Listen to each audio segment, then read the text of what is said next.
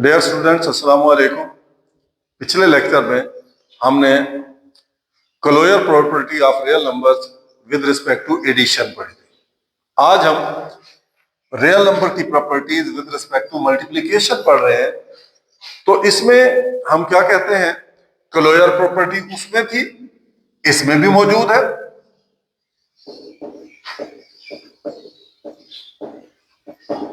वो क्या है कि मैं कहता हूं for all A and B belongs to R, यानी कोई दो आदाद, एनी टू नंबर, वो रियल नंबर्स हैं।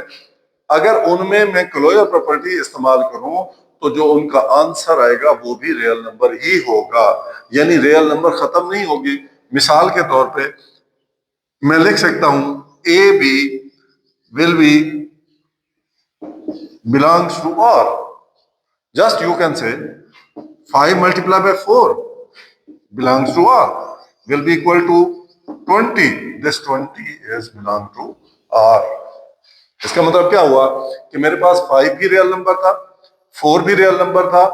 जब मैं इनको दोनों को मल्टीप्लाई किया तो आंसर आया है 20. 20 is also a real number. लिहाजा अगर रियल नंबर्स को मल्टीप्लाई किया जाए तो आंसर भी रियल नंबर ही आता है। This property is called closure property of real numbers with respect to multiplication. इसी तरीके से इसमें कम्यूटेटिव प्रॉपर्टी भी होती है।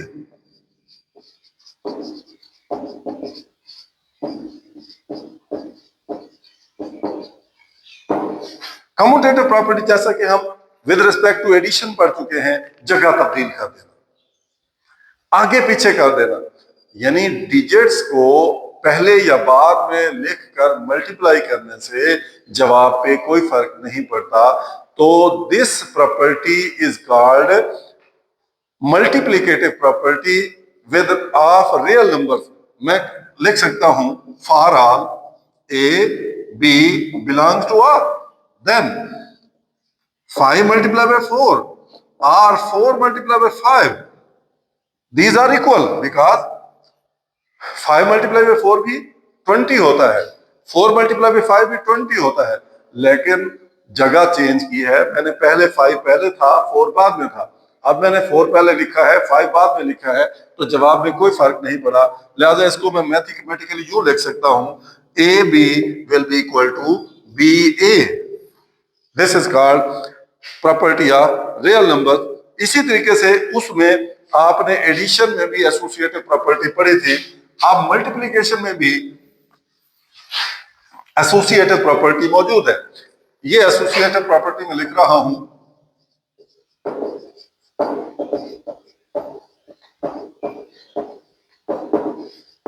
Associative property for all A B C belongs to R. इसमें मैं अगर यूं लिखूं ए ब्रैकेट में B C will be equal to A B C, इसमें किया क्या है मैंने, मेरे पास 3 रकमें थी, मैं उनको मल्टीप्लाई करना चाहता था। मैंने पहले बी और सी को मल्टीप्लाई किया है और बाद में ए को उसके साथ मल्टीप्लाई किया है। जो जवाब आया है, फिर दूसरी बार मैंने ए और बी को मल्टीप्लाई किया, बाद में सी को उसके साथ मल्टीप्लाई किया, लेकिन इससे जवाब में कोई फर्क नहीं पड़ा। तो इस प्रॉपर्टी को हम associative property of real numbers का नाम देते हैं। मिसाल में देता हूं 5 multiplied by 4 multiplied by 6, this will be equal to 5 multiplied by 4 multiplied by 6। मैंने जगह चेंज नहीं की, लेकिन मैंने मल्टीप्लाई करते हुए पहले हिस्से में 4 और 6 को पहले मल्टीप्लाई किया है, उसके जवाब को मैंने 5 के साथ मल्टीप्लाई किया है। जबकि इस हिस्से में मैंने 5 और 4 को मल्टीप्लाई किया है, 6 को बाद में मल्टीप्लाई किया है।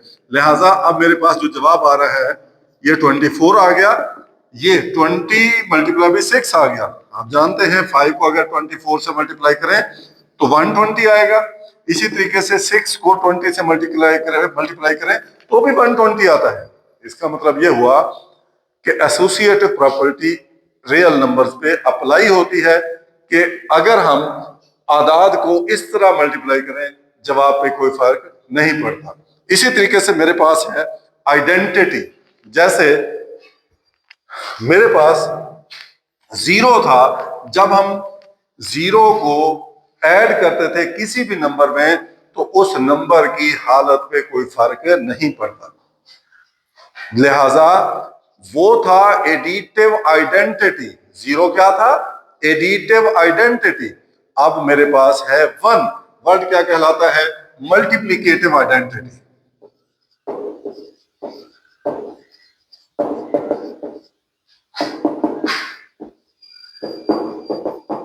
ये क्या है? वन है।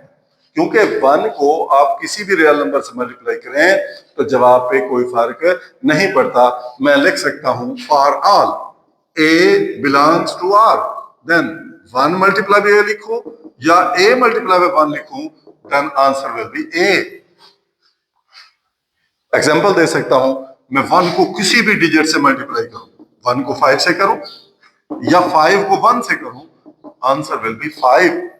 इस तरीके से ये किसी के लिए भी अप्लाई कर सकते हैं।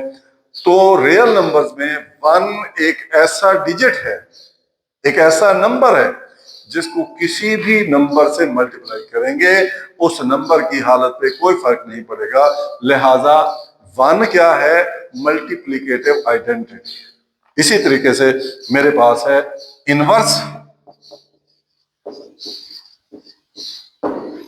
रियल नंबर्स के सेट में हर नंबर का इनवर्स मौजूद है। हम पढ़ चुके हैं कि इसमें होल नंबर्स भी मौजूद है और उसके बाद उनके इनवर्स भी मौजूद है। मिसाल के तौर पे मेरे पास 5 अगर मौजूद है तो 1/5 भी तो मौजूद है। अगर 6 मौजूद है तो 1/6 भी मौजूद है। 7 मौजूद है तो 1/7 भी मौजूद है। इसका मतलब है 5 का क्या है मल्टीप्लिकेटिव इनवर्स? 1/5। 6 का क्या है? 1/6। 7 का क्या है? 1/7। इसी तरीके से 7/6 का मल्टीप्लिकेटिव इनवर्स है 6/7। 8/9 का मल्टीप्लिकेटिव है 9/8।